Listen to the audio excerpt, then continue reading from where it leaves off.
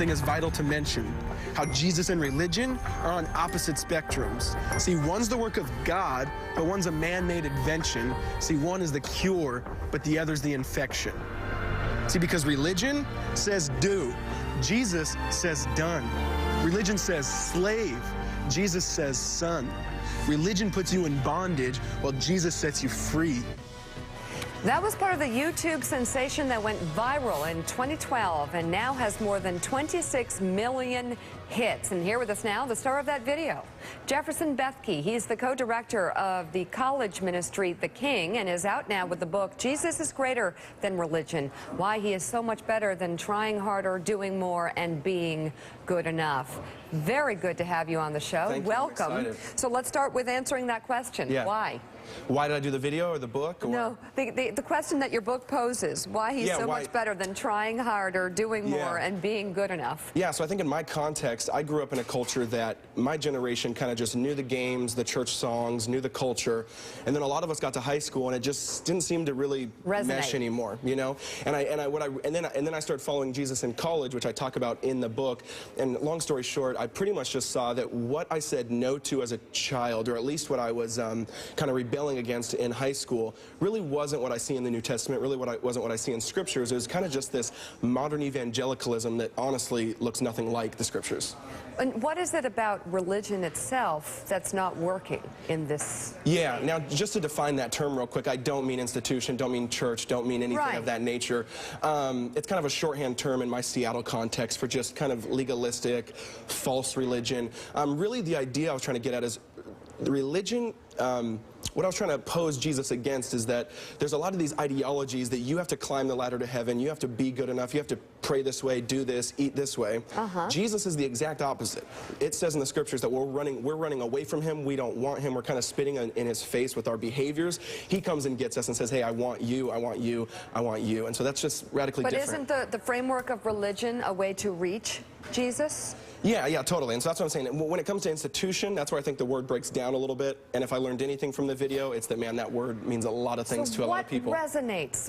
Why did you get so many hits, do you think? What are people saying to you that you're hearing again and again and again? Yeah, I think exactly that. In the intro of the book, I put a few emails I got from the video, and they all just kind of come at that idea of my generation, my age, really just struggling under this burden of shame, of guilt, of not being good enough, and how Jesus, when you really get him and you see his grace is beautiful and amazing, kind of actually sets you free a little bit. But isn't there a certain, Mark Halpern, you're next, but isn't there a certain standard that you have to live up to in order to be able to feel like you're trying hard, doing more? And yeah. So the best way I try to explain that is... are you giving people a pass? Is that what you're doing in your message? Well, first of all, grace is radical, right? So many times you say grace, but you kind of kill grace. Right. But this is what's interesting is the way I like to explain it is kind of like a marriage, right? So when you really understand Jesus, you're under covenant, not contract. Now, contract is if you mess up, you're fired, see you later, I don't want you. So then you have to try hard, then you have to fake it because you don't want to get fired.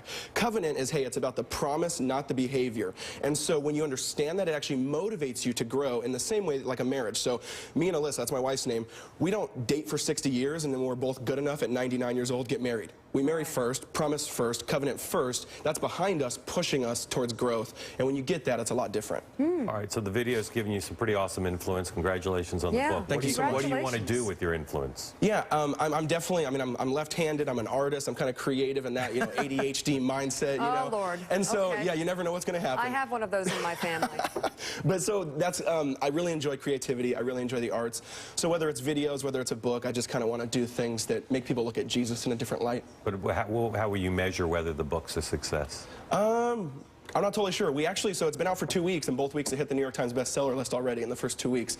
So that's not how you measure it. That is a very good and earthly standard. So that's why I thought, I don't know if you're asking in that manner or not, but then also emails and messages are my favorite. So like, again, the awards, whatever, aren't the biggest deal, but when I get an email and says, hey, I read the book, I see Jesus differently, that for me is, man, that's why I wrote it. Do you ever, first of all, do you attend church? Do you go to? Of course. Okay. Yeah. Do you ever have a desire to work within the institutions of religion to become maybe, you know, a priest or pastor, or do something like that to change the institutions the way you Totally. Yeah, and that's one of the things I dislike about my generation is I think sometimes we critique and then say, see you later, right? And that's the difference between a servant and a critic, is a critic just says, they see the same problem, a critic leaves, a servant says, I want to help change it. And so for me, yeah, I want my life, when I'm about to die, I want people to look back and say, hey, he believed in the church, and if it had frailties, if it had shortcomings, he poured into it in hopes that it might bring change. All right, the book is Jesus is Greater Than Religion, and you can read an excerpt on our site, mojo.msnbc.com. Jefferson Bethke, thank you. It's so nice to meet you. Thank you so much. Congratulations. Thanks. Up next, Twitter sets its IPO price with